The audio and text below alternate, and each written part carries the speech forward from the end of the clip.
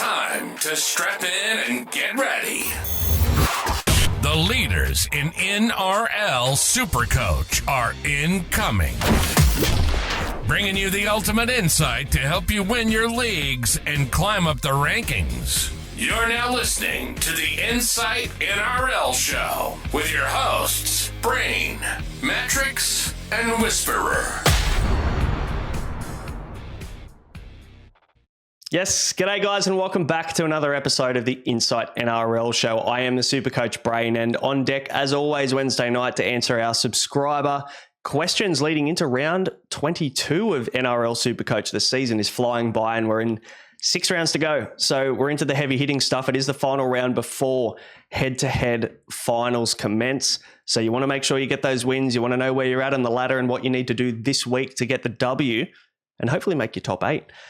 Obviously, we're working with a little bit of a different format tonight, different background on the green screen. I just felt like a bit of a sports bar vibe tonight, so I thought I'd give it a crack, and I'm going to try a little bit of a different format, more of a share screen type style. So I'd love your feedback on how that comes across. We'll do a little bit of more of a deep dive on the stats from NRLSupercoachstats.com. So shout out to those guys for bringing the best stats in the game. Of course, if you want to become an Insight Unlimited member, you can. Hop in our free Discord and all of the directions are there in terms of how to get access to us, how to get access to these Q&As, how to ask your questions every single week as well to make sure they don't get missed on lives. Obviously, we get hundreds of comments on the lives every single week and can't answer everyone. So if you would like to get your questions answered every single week, you can become an Insight Unlimited member. And there are some big things coming for the next NRL Supercoach season in 2025. So jump in the Discord to stay in tune with all of that. Now, we've got some questions to answer. The questions will pop up on the screen. So let's move across and rip into those. All right, as you can see on the screen, the first question will pop it up. It is from Beardy77 in the Discord now. Is Val Holmes a good play for Jacob Gagai with 6 trades? Now, 6 trades is probably now we're starting to approach a bit of dangerous territory here when you go sub 5. So, Val Holmes, is he a good play for Jacob Gagai? And look, obviously it's an upgrade. It's a huge upgrade. But, if we look at the stats from, and I'll move the question off the screen for now. We know what the question is, but Val Holmes, is he a good buy? Of course, he's an upgrade for Jacob Gagai, but if we look at his last couple of scores, I think people would be a little bit disappointed with seeing the 47 and the 44 here. Ignore the 20 position there. Obviously, he ended up starting, just played in the 20 jersey. But yeah, 47, 44, 52, 49, 56, 59. Like, these aren't really prices that we paid for Val Holmes. I know I bought Val Holmes for, what was it? 820K. I think I ended up buying Val Holmes after he went on that massive run there. I think it would have been around 5. I think I would have bought him around 5 or around 6 and haven't got really what I paid for in return. But is he a good buy? I mean, if we look at the schedule for the run home, they've got the Tigers this week, which might lure you into a bit of a false sense of security. My concern with this is just the fact that then they come into the Broncos, who need to win every game. A bit of a Queensland derby as well. You know that the Broncos always turn up for that one. The Canberra Raiders have been sneaky good into a bye, so not ideal to hold Val Holmes. And then obviously you got Melbourne and the Bulldogs, who are very, very strong defensive teams. And if we bring up the draw on the screen here, you'll be able to see it there. We've color-coded these based on strength of schedule. So basically, or strength of matchup, I should say. And when you look at the Cowboys right at the bottom of the screen there, you can see that Melbourne and Bulldogs at the end of the year is in red, which means that they're in the Melbourne and Bulldogs are 2 of the top 5 teams to concede the least Supercoach points per position to any player. So big risk there for me with Val Holmes. I initially was thinking about selling Val Holmes just after round 18, I think it was, because then he obviously had Origin into those couple of tough matchups against the Bulldogs and Sharks. He scored well against the Sharks. So again, kind of matchup proof in a way for Val Holmes. That's probably the way that we need to look at Val. A little bit matchup proof. He's got the goal kicking. Cowboys are in the top 8 at the moment and have plenty to play for. So Jacob Gagai to Val Holmes, I'd say yes. Obviously pending, you've got guys like Karaz, Dom Young, Ruben Garrick probably still sitting there. I wouldn't call Val a must-have by any means, but I think he is a guy that you could definitely upgrade Jacob Gagai for, that's for sure. So definitely nothing wrong with getting Val Holmes in your team. Second question here from Dr. Hamo. Which option would you rather for the run home? Front row forward is Fainu. Option A, Curran and Manu. Option B, Haas and Adokar or Taruva. He's got To'o, so having both wings of Taruva and To'o might...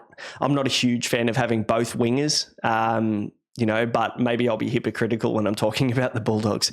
That might deter me a little bit. But if we look, first of all, at Josh Curran's season, he's been pretty solid, Josh Curran. I think we're talking, first of all, about Josh Curran versus Haas here, really. So if we move the question off the screen, Josh Curran, when he started at prop, 73 and 54 minutes in the last two games that he played, he did get a little bit of a niggle at the back end of this game. So maybe something to be wary of moving forward for Josh Curran. Still scored 77 and 53. So very solid scores, kind of what you would expect from a guy like Curran. Now that the minutes are pretty much guaranteed to be around that 55 mark as a bare minimum in that pack now with no Max King, I feel pretty good about Curran being my front row forward too, to be completely honest. Joey Manu is the peak and Payne Haas is the peak here, but we can't make both of those work based on this question. So we look at Payne Haas. I would be very surprised if he plays less than 60 minutes on the run home with the Broncos having everything to play for. You can probably expect a minimum of 70 from Payne Haas on the run home. Could be up to maybe 85, 90. Payne Haas is just probably still, fair to say, the best front row forward in the game. Adam Fanua-Blake's had a fantastic season, but we know what Payne Haas can do. AFB, pretty reliant on attack. Payne Haas can just get 80 every single week in pure base. He's got 52 in base here, 18 in evade, being, tackle busts and offloads. So we know what Payne Haas can do. There's no question there. And, if I could make that work, which I'm trying to this week myself, I'll be getting Payne Haas in. Open a new tab. The next question then becomes, do you want to get Joey Manu or do you want to get Taruva or Josh Adokar? I guess that's probably the question. We look at Josh Adokar, his base is in the toilet, but you can probably rely on him scoring a try. Most games in the run home, I don't actually mind him as a bit of a super pod. No one's looking at him at all, but I don't mind Josh Adokar. He did score 162 against the Storm, which you would consider a tough matchup. But yeah, and then he scored 75 in 45 minutes against the Knights before he got injured. So this is his first game back as well, and there is some risk there. But when we look at the run home for Melbourne, they've got Raiders this week, which is a little bit tricky, but then they've got the Dragons, Dolphins, Warriors, Manly, Newcastle, North Queensland to finish the year. So I wouldn't consider them tough matchups by any means. And if we bring up the draw on the screen based on strength of matchup, you'll see the Bulldogs there. They're all orange on the run home. So definitely not great matchups, but also not tough matchups by any means. And I think that left edge will be humming. They've been able to move the ball pretty well there. Matt Burton's been in control of that left edge. So I would be very surprised if I didn't see Josh Adokar pick up some pretty good scores on the run home if you were a risk taker. There is a risk that he can go quite low though as well. So if you're not going to play him every week, that AE issue could be a problem for Josh Adokar. Taruva though, pretty solid, can bang out a decent score, got 93 a couple of weeks ago, got shifted to fullback last week, unfortunately, when Dane Laurie went down. We won't see him back at fullback. He would have definitely been a better buy at fullback for me. But I think that there is a score there for Taruva. It's just the price difference. If you can afford Taruva, and if we go back to the question from Hamo, Curran and Manu or Haas and Adokar or Taruva. So it looks like he can make Haas and Taruva work. It just means you'd have both wingers, which, look, I'm not opposed to, because when we look at the draw for the Penrith Panthers, it's elite. Probably the best run home, to be fair. The Newcastle Knights have conceded a lot of points. Parramatta and Souths considered incredibly good matchups this week, this year in the run home. Parramatta actually have conceded the second most Supercoach points per position for the run home all season. And then the Souths are also a very good matchup. They're in the three worst or highest conceding Supercoach teams. So I like that. And then you've got Newcastle, you've got Canberra, and you've got Gold Coast Titans in that matchup, who are considered a top 6 team in conceding points. So plenty to love there about the Panthers run home. And if there is a team I would want both wingers from, it's definitely the Penrith Panthers, I think, with Nathan Cleary back. So I'd probably lean with Haas and Taruva, mate, to answer your question, instead of Curran and Manu. I think the other thing we need to consider with the Roosters, with the Roosters players in general, is that they've got a bye coming up in 2 weeks. So not ideal when you've got the likes of potentially, Terrell May, most people are trading him out. But if you've got Sam Walker, you've got Teddy, you've got Manu, you've got Dom Young, you've got a lot of guys there. Angus Crichton as well, very, very popular. There is a question on him tonight. That my concern from that perspective is that if you've got so many Roosters coming into this round 23 bye, next week, that could be a big problem for you. I would not want any more than 4 Roosters in my team because that can leave you pretty short next week. So that's, probably the way I'd play that one, mate, to answer your question.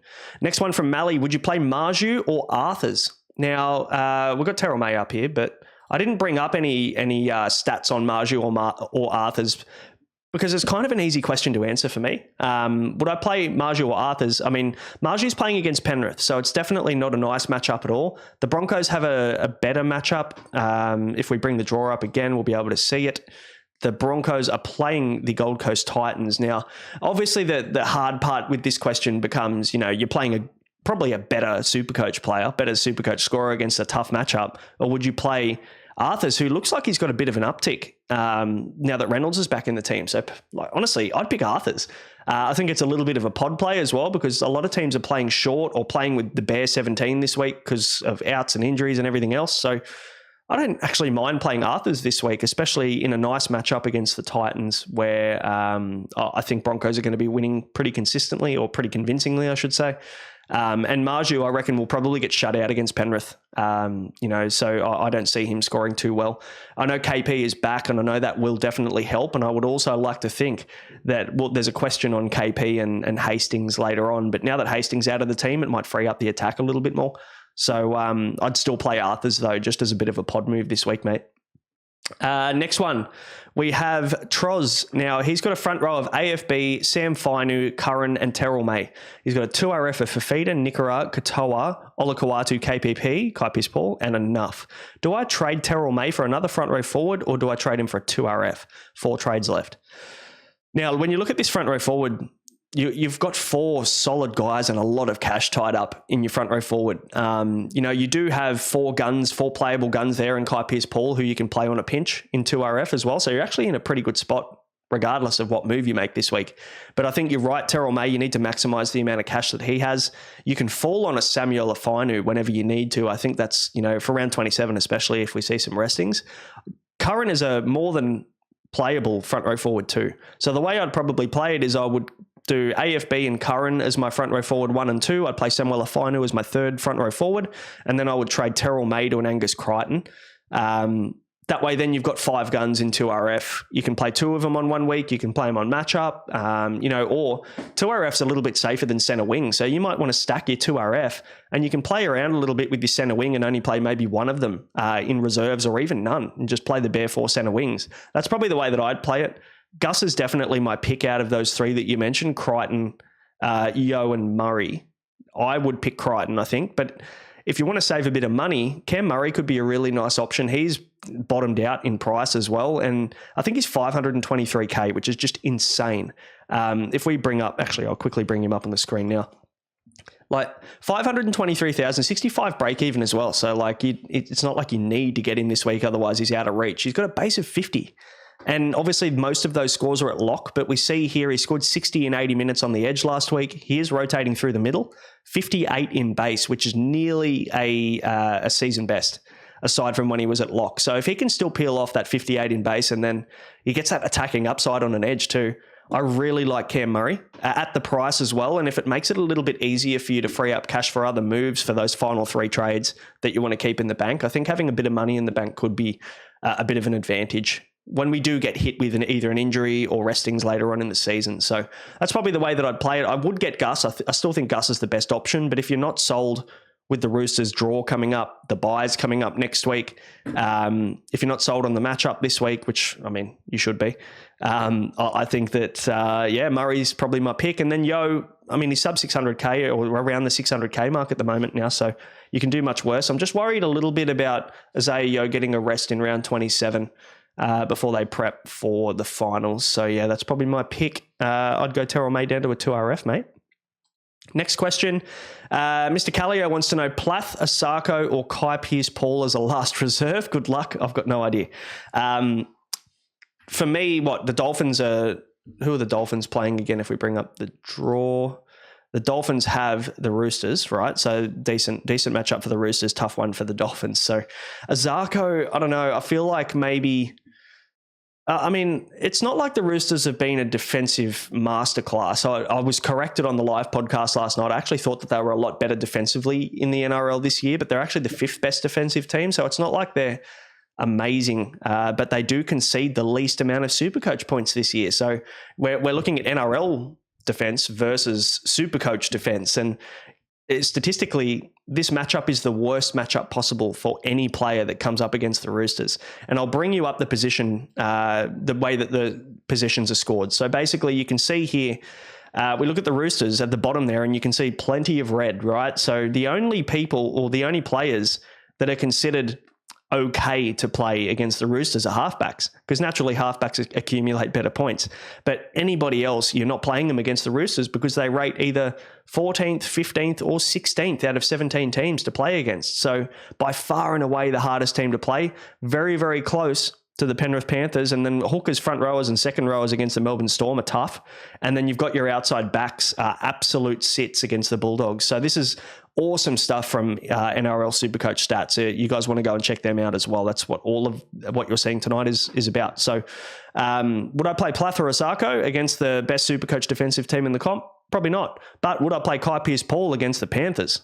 So this is a flip of a coin. I'd probably look at the guy that's going to just make the most tackles.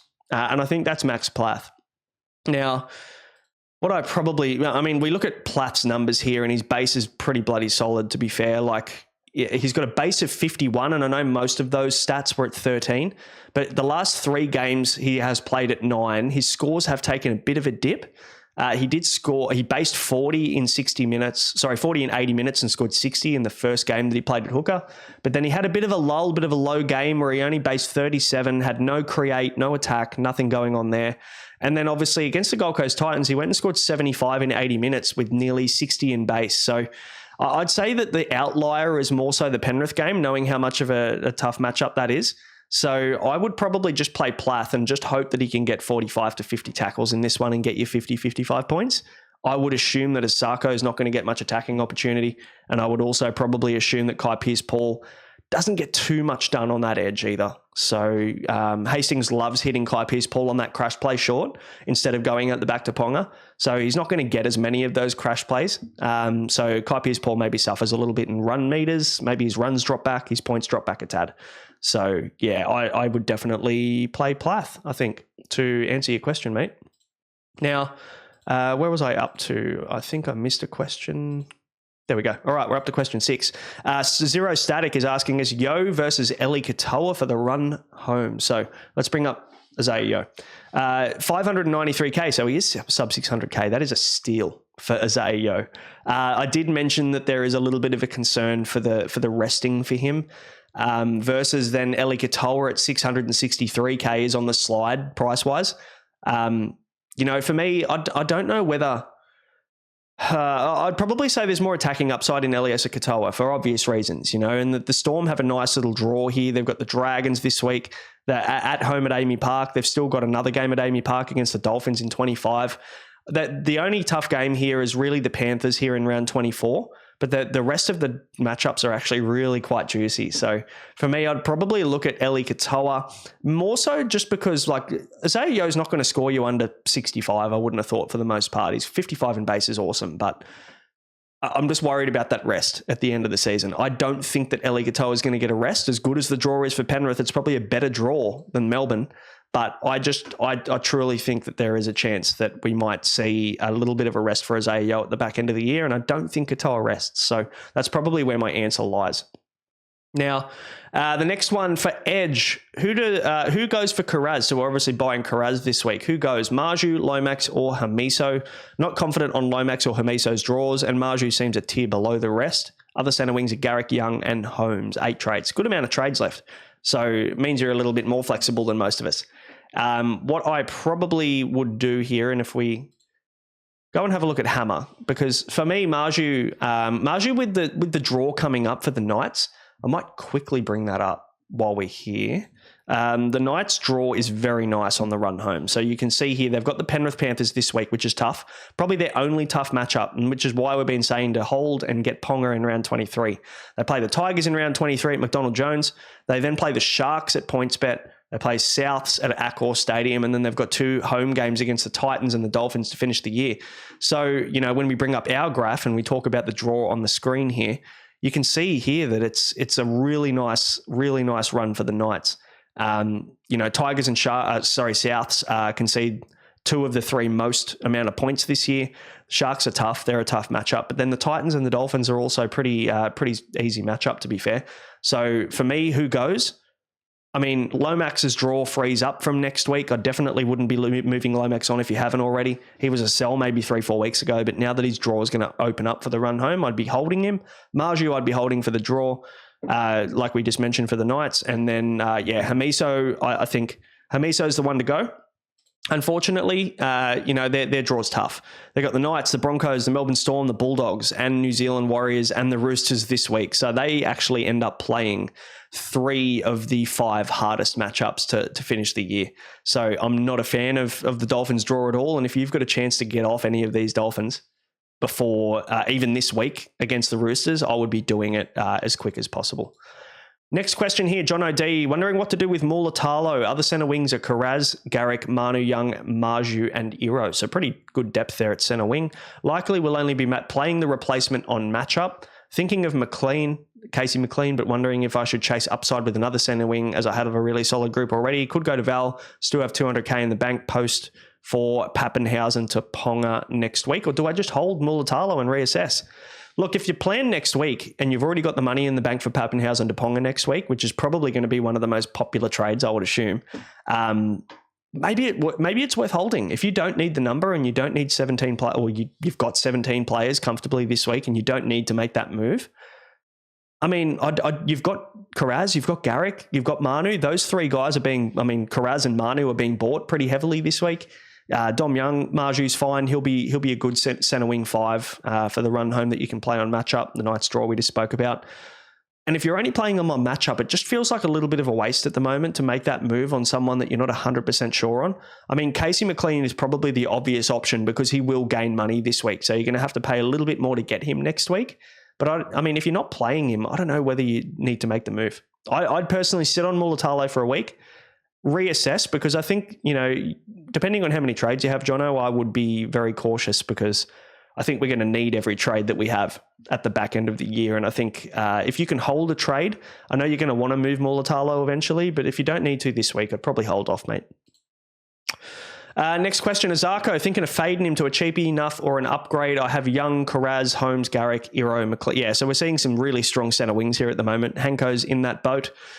Strong in most other positions. Head-to-head focus, 8 trades, 260k in the bank. All right, so a good amount of trades. Head-to-head focus depends on whether you're trying to get a win this week or you're already solidified in your top 4.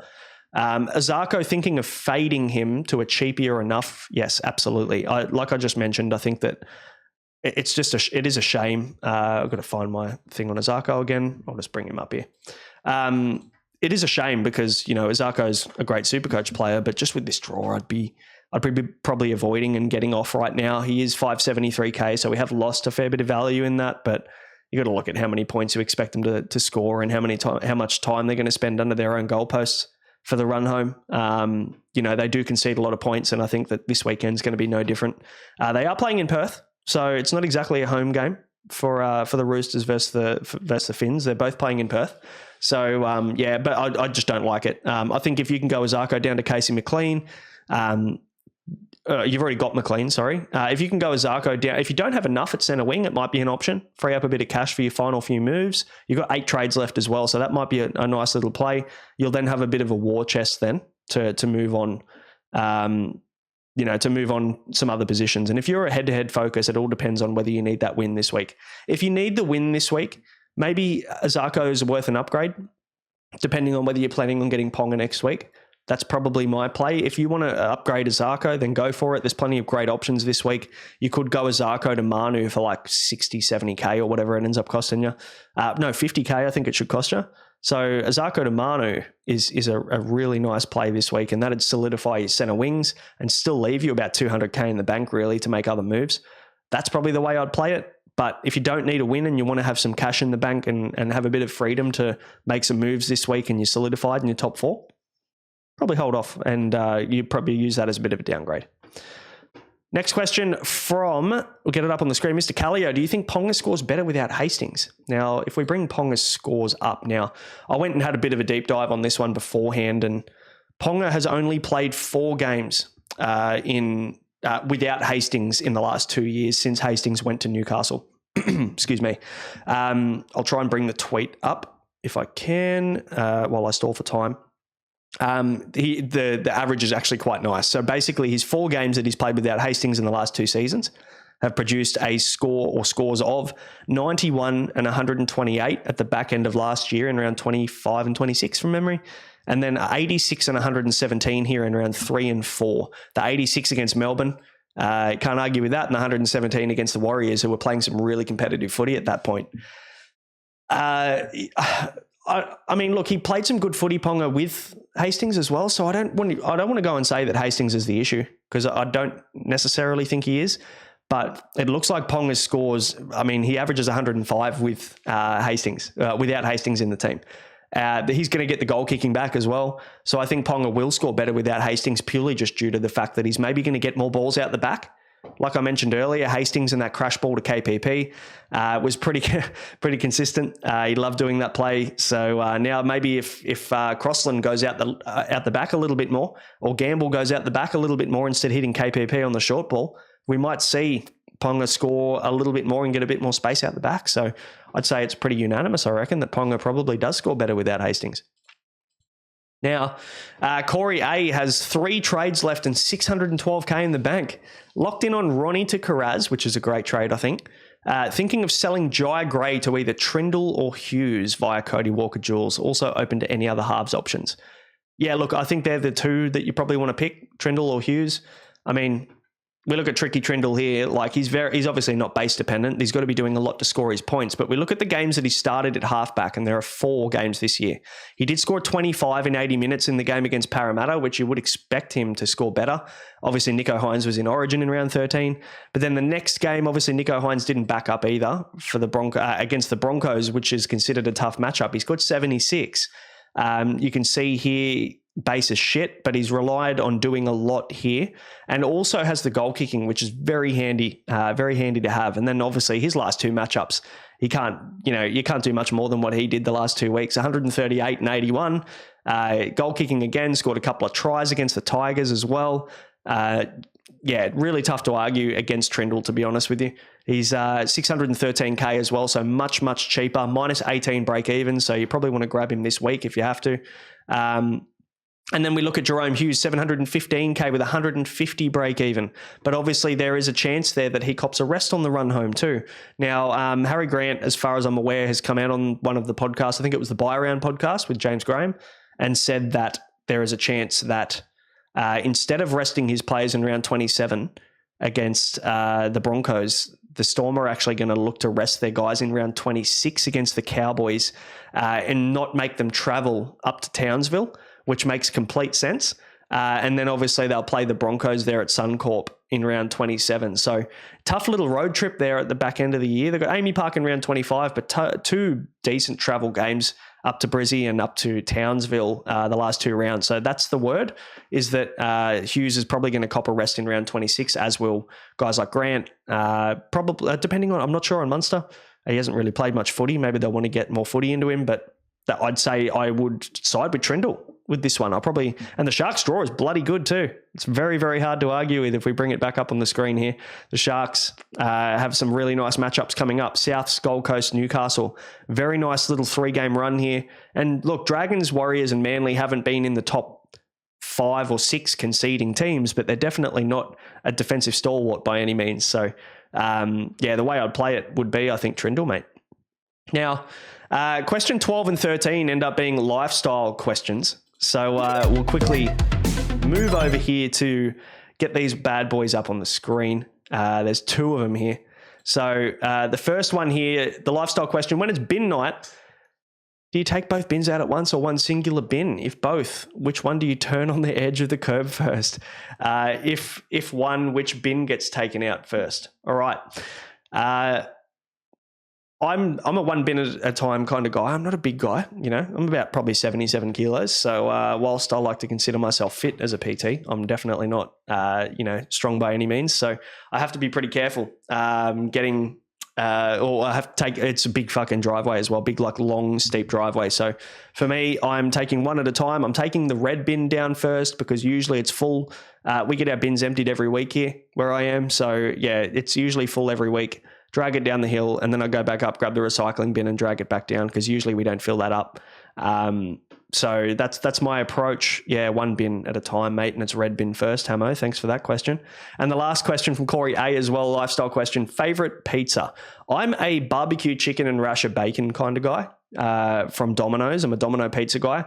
Or crust. Barbecue chicken pizza from Crust is like top shelf. If I'm really wanting to treat myself, that's where I'm going. But guys, thank you for all the questions. We'll get these two off the screen. Thanks for obviously watching and also for the new format. Let me know if you liked it or not, or if you'd rather come back to just looking at my mug and having the questions on the screen. Just want to make it a little bit easier for you guys to consume the content and not have to look at my head for the whole time. But let me know how you feel and about the new format. Obviously, we've got round 22 coming up. Good luck this week. Hopefully plenty of green arrows. It could be a bit of a tricky week coming into this week with a few guys out, and we're low on trades. So you've got to make the right moves this week and get those final guns in to solidify your team. Good luck this week. We'll see you on Sunday for the Sunday wrap up. Until then, have a good one.